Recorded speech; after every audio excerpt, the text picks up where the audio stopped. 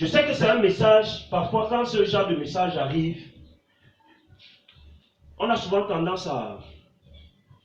Mais c'est un message, c'est le genre de message que nous avons besoin d'écouter pour que ça nous réveille.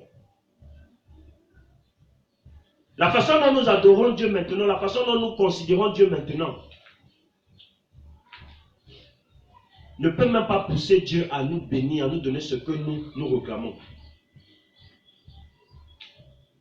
Parce que nous ne l'adorons pas du fond de notre cœur. Nous disons avec nos bouches que oui, j'aime Dieu, vraiment, j'aime le Seigneur. Le Seigneur est tout pour moi. Le Seigneur est ceci, le Seigneur est cela. Mais le jour du Seigneur, tu es à la maison. Le jour du Seigneur, tu es en train de causer sur WhatsApp. Le jour du Seigneur, tiens, ma copine, tu es en train de faire le Congo ça. Le jour du Seigneur, tu es en train de monter les coups contre tes frères, contre tes soeurs. Le jour du Seigneur, tu es en train de faire tout l'opposé de ce que le Seigneur attend de toi. Mais nous confessions. Dieu lui-même a dit, ce peut que mon nom des lèvres, mais son cœur est éloigné de moi. Tu es encore jeune, tu es encore en vie, tu es encore en bonne santé. Il y a des gens aujourd'hui qui sont couchés, alités. Ils prient même, des gens qui peuvent même les porter pour les amener même à l'église le dimanche. Alors aujourd'hui, le message que nous allons voir aujourd'hui, c'est un message,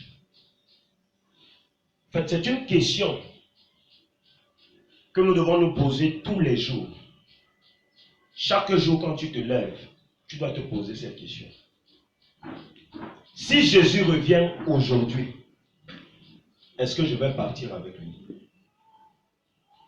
Alléluia. En tant que chrétien, en tant qu'enfant de Dieu, en tant qu'adorateur de Jésus-Christ, c'est une question que nous devons nous poser tous les jours. Chaque fois quand tu te réveilles le matin, tu dois te demander, si Jésus revient aujourd'hui, est-ce qu'il va me prendre avec lui? Parce qu'en la réalité, la raison pour laquelle l'Église existe, la raison pour laquelle Dieu a envoyé ses prophètes, la raison pour laquelle Dieu a envoyé même son Fils Jésus-Christ, c'est pour une seule raison. C'est pour que toi et moi, nous soyons sauvés. C'est pourquoi la Bible dit que cherchez premièrement le royaume et la justice de Dieu, et tout le reste vous sera donné de surcroît. Ça veut dire qu'à partir du moment où ton âme est sauvée, tu peux obtenir tout ce que tu demandes. À partir du moment où ton âme est sauvée, tu peux obtenir toutes les richesses que tu veux. Tu peux obtenir, je ne sais pas, tout le nombre d'enfants que tu veux. Tu peux obtenir le mariage, tu peux obtenir tout ce que tu veux. Mais le plus important, c'est le salut de ton âme. Alléluia. Je me rappelle une fois, je méditais, le Seigneur m'a inspiré une chanson. Je ne vais pas l'avoir chantée ici parce que ce sont une chanson qui va faire le tour du monde. Mais les paroles de la chanson là disent que ce dont j'ai besoin, c'est votre âme.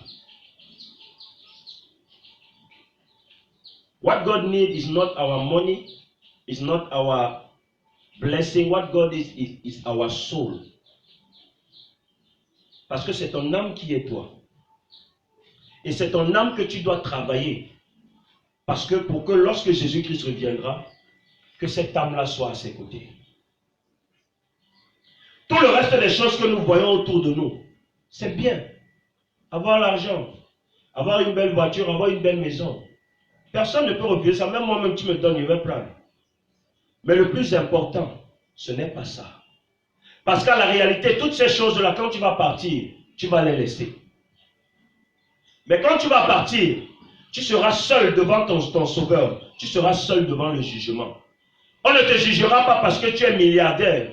Tu auras les traitements de faveur comme sur la terre. Et le pauvre, lui, sera menacé. Allez lire l'histoire de Luc. Dans Luc 16, je crois, on parle du riche et du pauvre Lazare. Un riche qui, dans toute sa richesse, dans toute l'arrogance, dans toute son insolence, traitait les autres comme des vauriens. Et lorsqu'il est mort, il est allé en enfer. Et de là où il était, ne pensez pas qu'entre l'enfer et le paradis, les gens ne se voient. Tu es ici, tu vois les autres qui sont là-bas, mais tu ne peux pas accéder. Il y a quelque chose qui sépare. Ça veut dire que tu es ici, tu vois Comment les autres sont en train d'enjoy là-bas, comment il pleut là-bas, comment ils sont à l'aise, la lumière. Et toi, tu es ici dans un feu dévorant. Là-bas, il n'y aura plus de si je savais. Ouais, si j'avais su. Il n'y aura plus ça de là-bas. C'est ici et maintenant que nous devons faire tout et pour tout pour ne pas rater notre salut. Alléluia. Je le dis encore et je le dis depuis le début. Mon cahier de charge, la mission que Dieu m'a donnée, il m'a dit, va et relève ma croix. Va et relève ma croix. Ça veut dire que quoi? Dieu m'a envoyé ici, ce n'est pas pour autre chose que de prêcher la repentance et le salut. Parce que c'est ce dont nous avons besoin. Tu vas être milliardaire aujourd'hui.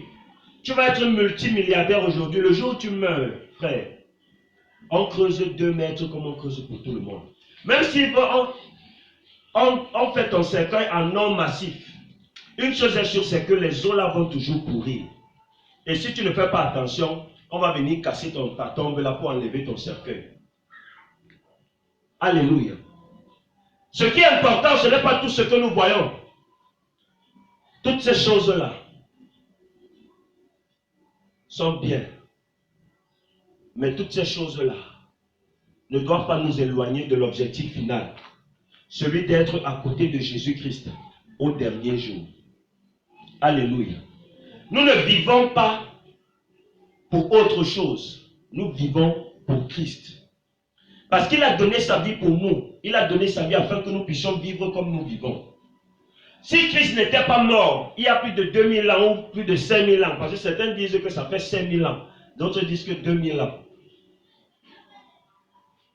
Quel que soit le temps, si Christ n'était pas mort pour nous, je peux vous promettre que cette terre aurait déjà été détruite. Alléluia. Parce que ce qui se fait maintenant dans cette génération, ça dépasse ce qui se faisait au temps de Sodome et Gomorrhe.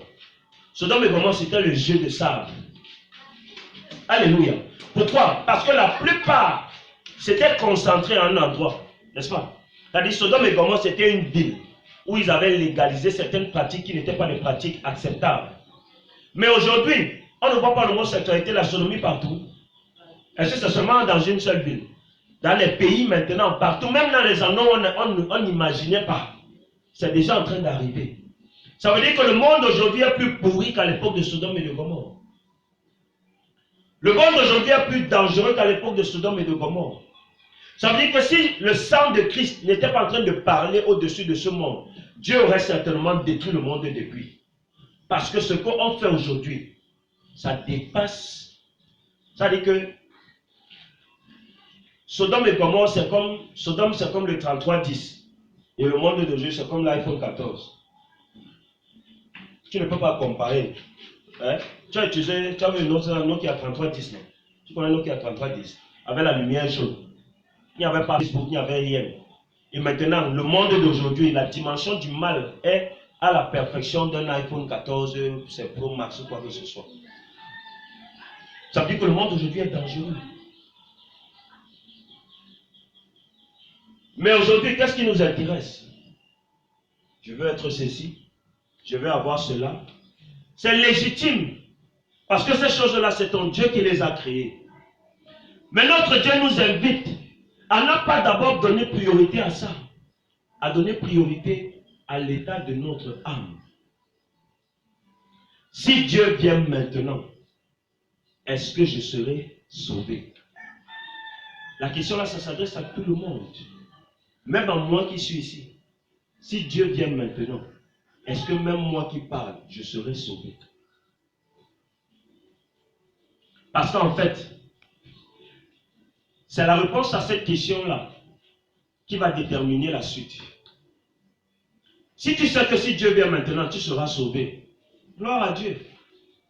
Mais si tu es conscient que si Dieu vient maintenant, tu ne seras pas sauvé, alors mets-toi au travail.